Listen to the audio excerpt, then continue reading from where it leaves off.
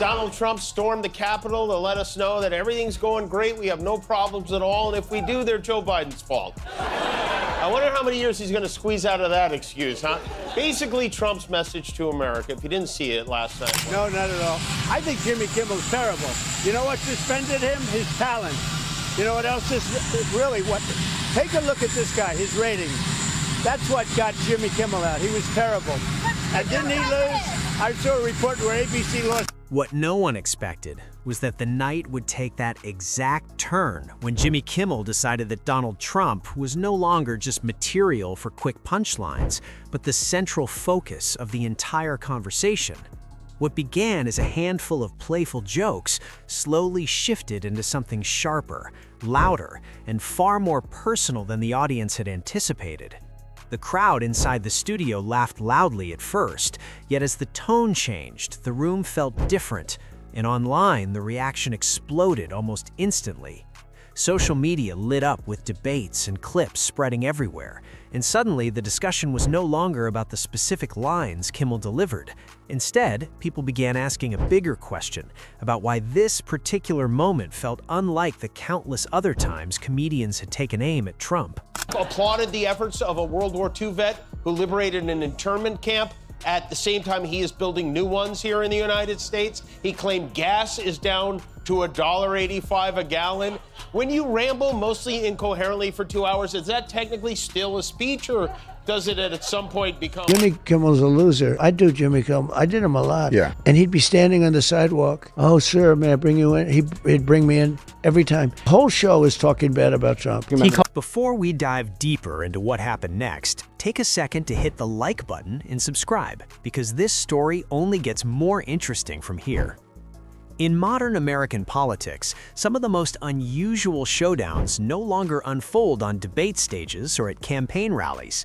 Instead, they happen beneath bright studio lights while a live band warms up the crowd and audience members sip from plastic cups while waiting for the host to walk on stage. It sounds strange when you think about it, but that unexpected setting has quietly become one of the most influential arenas for political commentary today. I do want to say, in defense of the president, that is not correct. Trump's name did not show up tens of thousands of times. It showed up hundreds of thousands of times, almost a million of times. But otherwise, she's correct. She never even met Jeffrey Epstein, and yet they kept her there and questioned her for more than 6 hours today. That makes sense. Hey, while you're at it, why not depose Socks, the Clinton cat? Find out what he... That very environment is where the latest collision between comedy and politics played out, when Jimmy Kimmel decided the typical late-night teasing routine simply was not enough anymore. Instead of delivering a quick series of harmless jokes, he pivoted towards something far more intentional and carefully constructed. The tone sharpened, the message grew clearer, and the monologue carried a level of purpose that made it feel less like routine entertainment and more like a deliberate statement about the moment. And Trump does so much stuff. I feel like when we're off, it's like I'm on vacation somewhere watching my house on a Ring cam, and an alligator walks in, and there's nothing you can do but watch it and then just try to assess the damage when you get back. Yet we were gone for a week. 1 week. He is now at war with the Supreme Court. He's threatening a real war with Iran. He's firing off tariffs, 10%, 15%. He's got the FCC threatening talk shows. He's threatening Netflix. He's all of a sudden planning. For years, audiences have grown used to comedians circling around Donald Trump as if he were a permanent landmark in the cultural skyline. He has become a figure so large and so constantly present in public conversation that ignoring him almost feels impossible. At the same time, his presence has become so familiar that it rarely surprises anyone when he becomes the target of a joke. That strange balance between inevitability and predictability has defined how late-night comedy has handled him for a long time. After the Supreme Court torched his tariffs, the centerpiece of his cockamamie economic policy, he said, "We are winning so much, we don't know what to do with it." Which this is what happens to old people who only watch Fox News. They become confused about reality. But I will say, you really do have to hand it to the gang at Fox. They are very creative when it comes to putting a positive spin on things. This was the headline from FoxNews.com last night. I went on to see what was going on. Trump celebrates turnaround for the ages in record-breaking State of the Union address. I was like, what? Over the years, countless punchlines have been written about Trump, rewritten for new headlines, recycled for different audiences, and occasionally sharpened into harsher criticism. Most of the time, those jokes follow a familiar rhythm that viewers can practically predict before they land.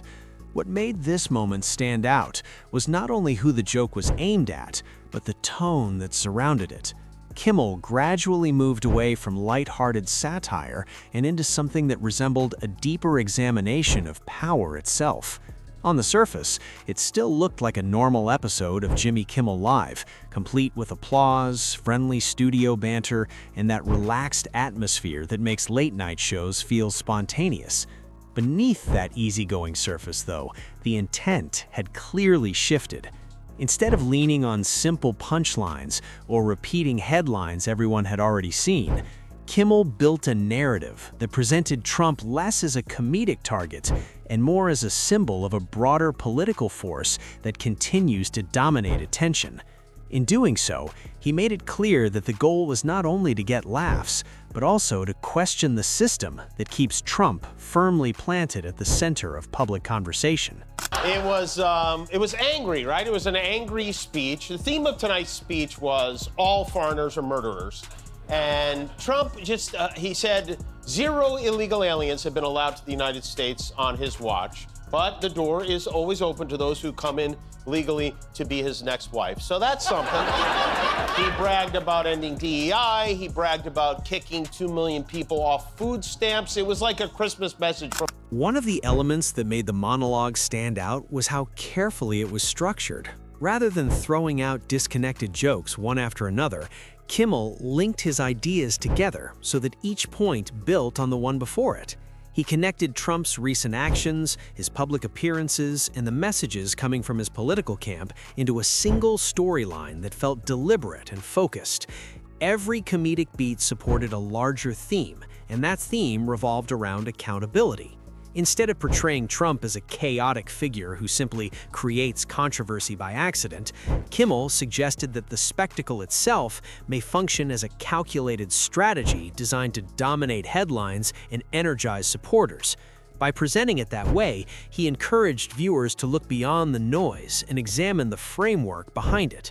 Throughout the monologue, there was also a subtle sense of disbelief in Kimmel's delivery. He pointed out how scandals that might have ended the careers of other politicians often appear to strengthen Trump's connection with his supporters. Another interesting element was how carefully Kimmel balanced humor with restraint. Rather than relying on pure insult comedy, he focused on highlighting contradictions.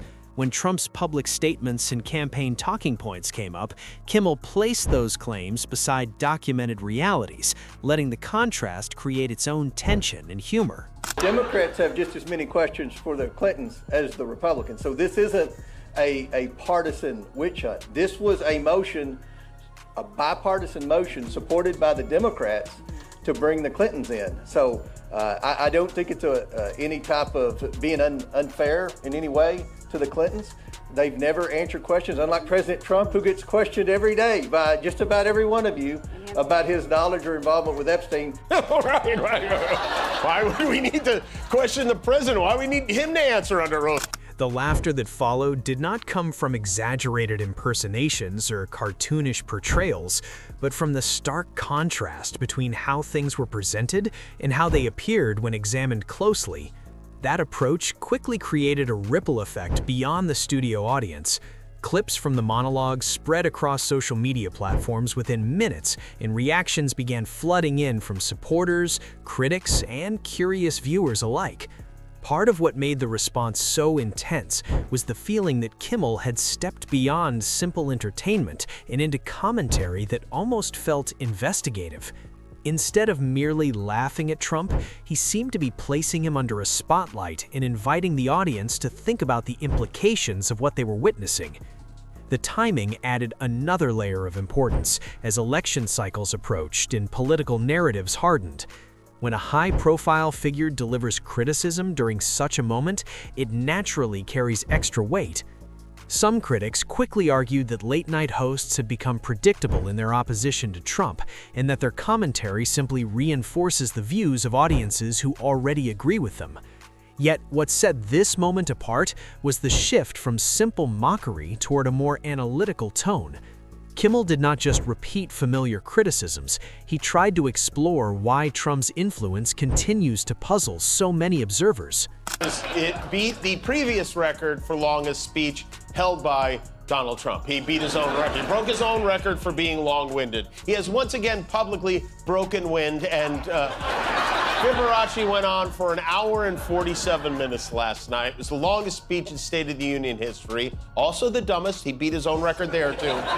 The fact that he's 79 years old and spoke uninterrupted for almost 2 hours, it's the only proof I'll ever need that he wears a diaper. That added layer of nuance complicated the idea that the segment was just another applause-driven comedy routine.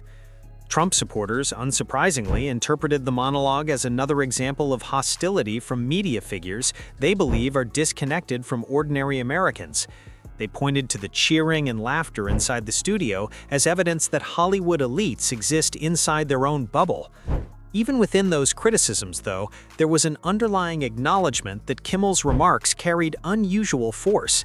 The intensity of the backlash suggested that something about the way he framed the issue had struck a sensitive nerve. The broader question raised by this moment is whether late-night comedy has gradually transformed into a form of political conversation that competes with traditional commentary. In earlier decades, comedians often existed on the edges of influence, offering cultural observations but rarely shaping the broader discussion. Kimmel's decision to lean more heavily into that role reflects a wider shift where comedians are increasingly expected to address serious topics directly. Audiences no longer treat late-night monologues as harmless distractions. Many now view them as moments of release and reflection. By placing his critique of Trump within a wider discussion about accountability and media dynamics, Kimmel positioned himself not just as a comedian telling jokes, but as a participant in an ongoing democratic conversation.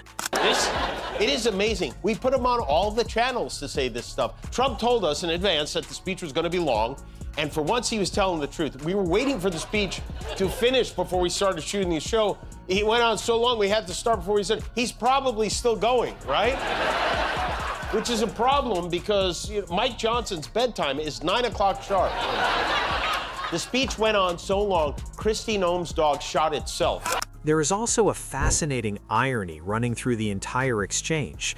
Trump's rise to national prominence was fueled in part by relentless media coverage that amplified his personality and visibility. Now, media figures such as Kimmel attempt to counter that same amplification with criticism delivered through humor. The relationship becomes both cooperative and combative at the same time because each side benefits from the attention generated by the other. By criticizing Trump, Kimmel inevitably keeps the spotlight focused on him, even while trying to challenge his influence. That paradox highlights the complicated nature of political satire in the modern era. When someone dominates headlines as consistently as Trump has, ignoring him can feel irresponsible.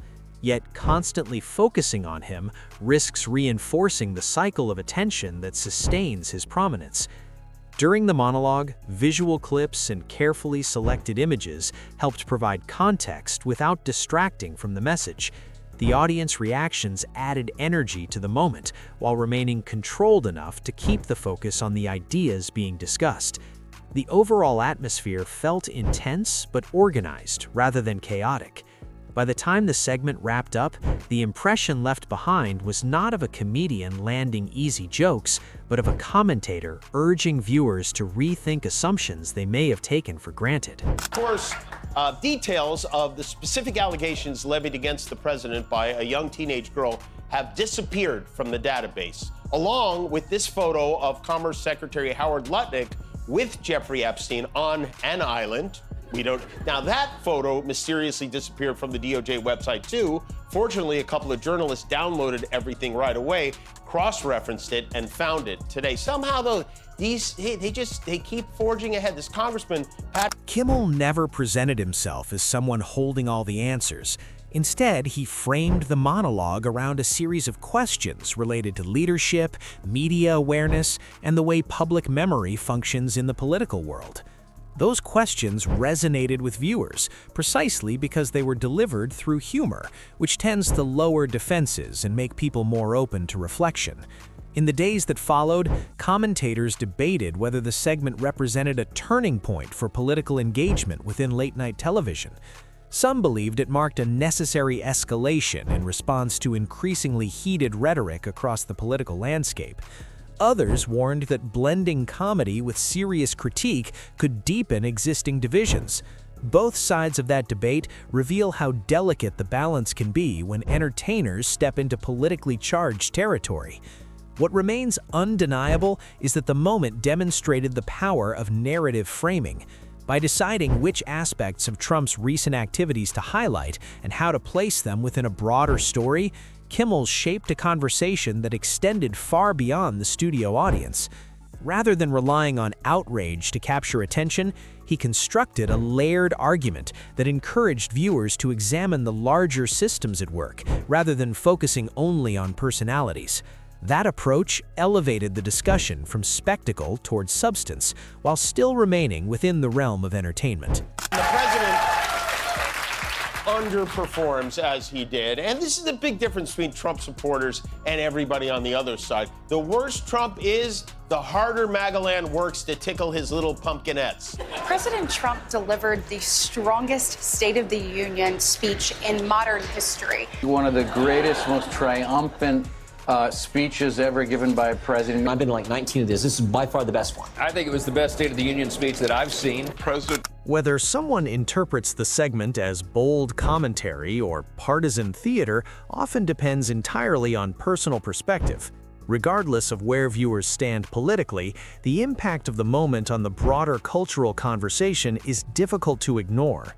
It demonstrates how comedy can function both as a mirror, reflecting social tensions, and as a magnifying glass, highlighting deeper questions about authority and responsibility. As the political environment continues to evolve, it seems likely that moments like this will become more common. Entertainment and politics have grown so interconnected that separating them now feels almost impossible. Figures like Kimmel sit at a unique intersection within that relationship.